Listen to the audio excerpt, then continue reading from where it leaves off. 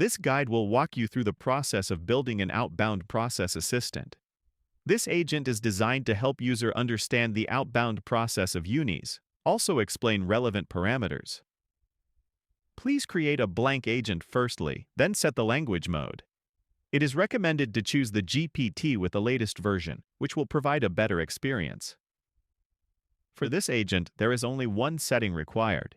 Please enter prompts into instruction according to your requirements. Here, we designed 3 features.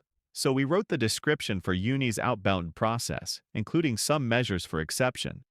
Set the guidance to query external order process, and the explanation of order status.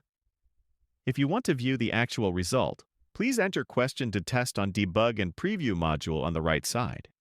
If anything inaccurate, please adjust the prompt accordingly. Thank you for watching the tutorial on how to build an outbound process assistant.